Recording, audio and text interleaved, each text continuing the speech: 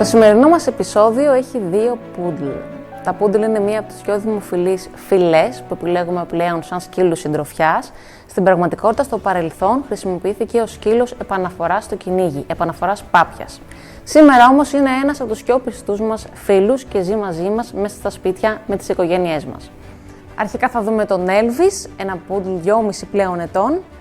Είναι μαζί μας από 7 μηνών, ένα αρσενικό πούντλ που με τον άνθρωπό του έχουν δουλέψει πάρα πολύ σε ασκήσεις υπακοής, τρίκ, ασκήσεις ευκινησίας και ταχύτητας και έχουν καταφέρει πλέον να ζουν πολύ όμορφα μέσα στην ίδια οικογένεια, με ένα παιδί, ταξιδεύοντας από Ελβετία Ελλάδα και έχοντας τον πάντα δίπλα τους υπό έλεγχο και ικανοποιημένο ως προς όλες τις ανάγκες. Θα δούμε τον Μάιλο. Ο Μάιλο είναι ένα κουτάβι 5 μηνών και στο πρώτο μας ραντεβού, το οποίο θα δούμε σήμερα, θα γνωρίσουμε την οικογένειά του και θα απαντήσουμε σε όποια ερώτηση έχουν που αφορά ένα κουτάβι 5 μηνών, τις ανάγκες του και την εκπαίδευσή του.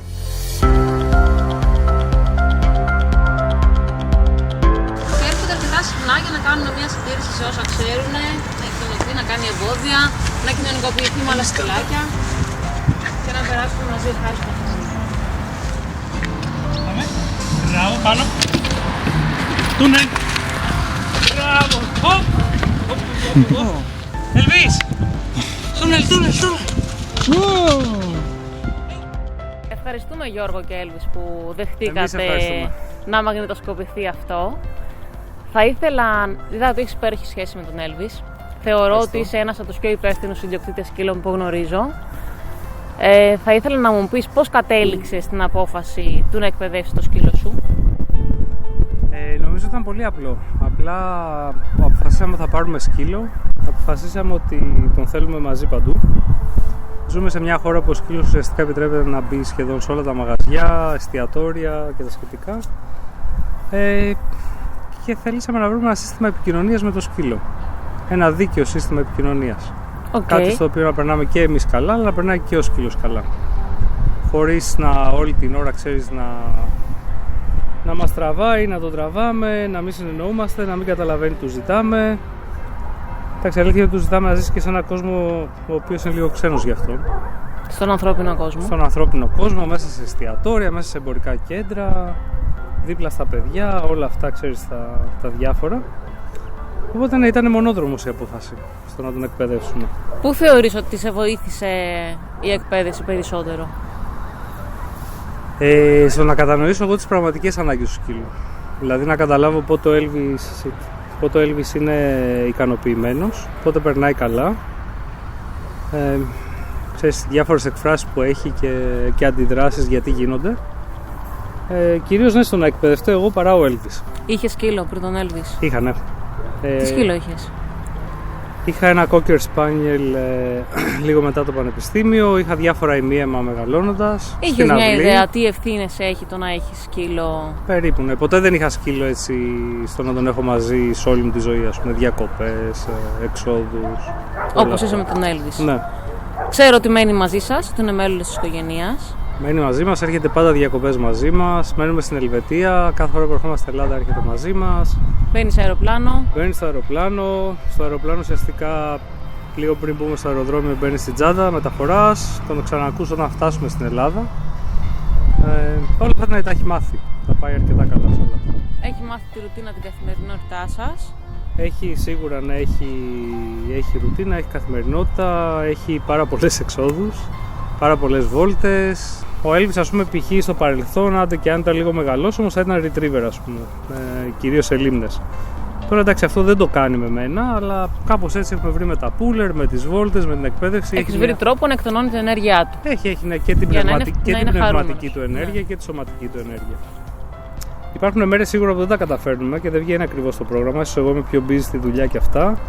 Εκεί βλέπεις ότι ο Elvis ίσως είναι λίγο πιο νευρικός, ίσως κάτι του λείπει.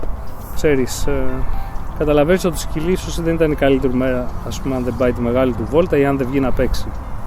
Και εκεί καταλαβαίνεις ότι όντως τους αρέσει να έχουν μια δουλειά και τους αρέσει να έχουν μια ρουτίνα. Ναι. Δεν τους αρέσει να κάνουν random πράγματα σε μια αυλή. Είχα πολλά σκυλιά και μεγαλώνοντας έτσι, όταν εγώ μικρός, η οικογένειά μου είχε πολλά σκυλιά σε μια μεγάλη αυλή. Δεν ήθελα να πάρω ένα σκύλο που θα τον αφήσω μέσα σε ένα σπίτι, μέσα σε μια αυλή, να κάνει τα δικά του, να μην έρχεται ποτέ μαζί μου, γιατί το σκυλί η θέση του είναι στην αυλή, ας πούμε, είναι στο σπίτι. Και δεν είναι και αυτή η θέση του. Ο σκοπός μου ήταν να πάρω ένα σκύλο και να τον έχω συνέχεια μαζί μου.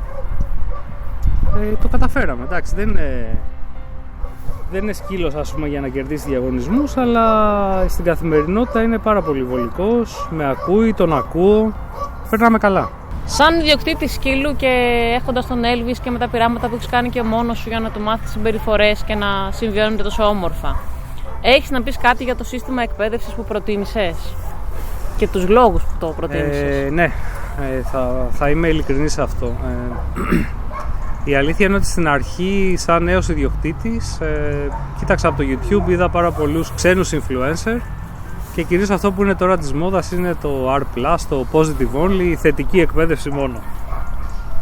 Κάπως έτσι ξεκίνησα και εγώ τα πρώτα μου βήματα με τον Elvis, παίζοντας, ας πούμε, και κάνοντας πράγματα μαζί του, προσπαθώντας να του μάθω εντολές.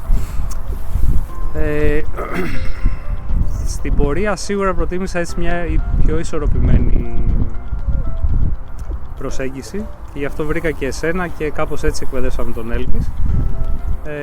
Πάρα πολύ παιχνίδι σίγουρα, ναι, και επιβράβευση και φαγητό, αλλά και κάποιες διορθώσεις στα όρια, ξέρεις, του λογικού.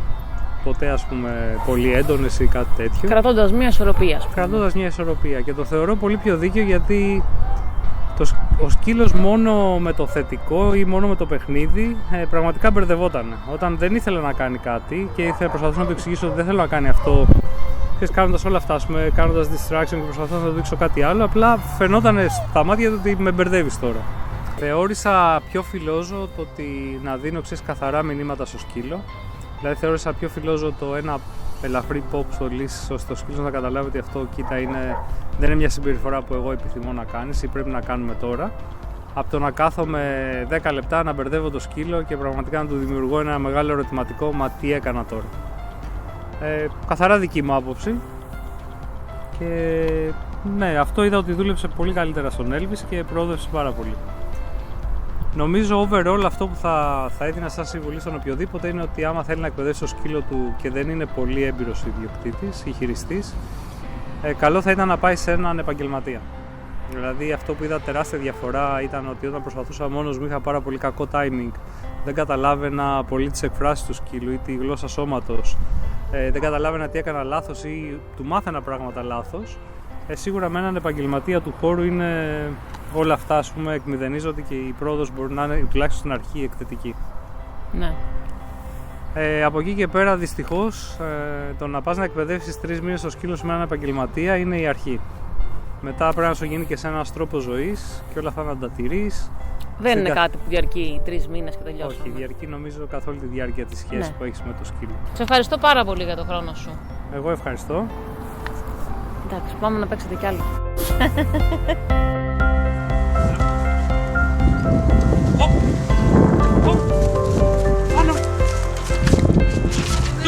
Τούνελ, μπράβο! Μπράβο!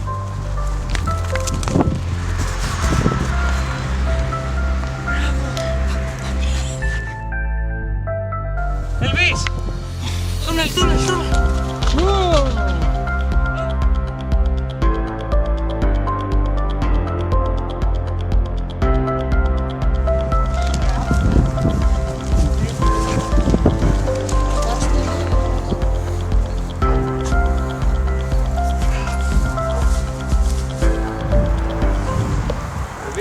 Leave it.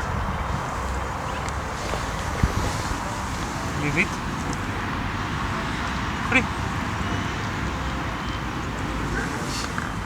Sit. Down. Stand. Speed. Free.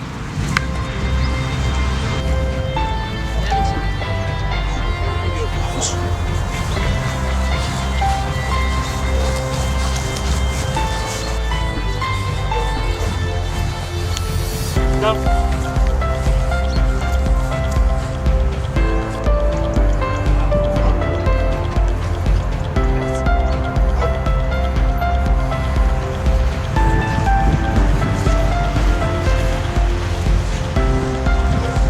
Fuß.